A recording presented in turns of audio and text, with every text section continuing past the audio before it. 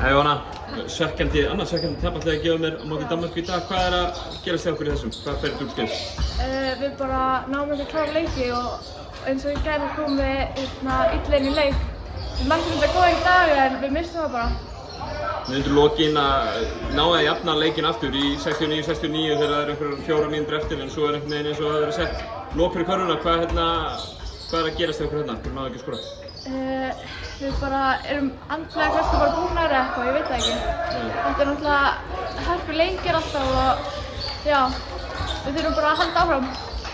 Fyrstu 2 leikirnir á móti Íslandi og Danmörku í dag eins og segir hörku leikir. Ekki gaman að taka þátt í svona keppnum þráttur að þetta kannski lendi ekki ykkar megin? Jú, þetta er mjög gaman. Næsti leikur hjá okkur á morgun á móti Svíþjóð, hafið þið eitthvað náð að skoða þær? Nei, við veitum bara að þær eru mjög góðar og við þurfum bara að koma inn í leikinn eins og við gerðum kannski í dag en við mögum ekki missa þær. Kærar þakkir Jóhanna og gangi vel á morgun. Takk.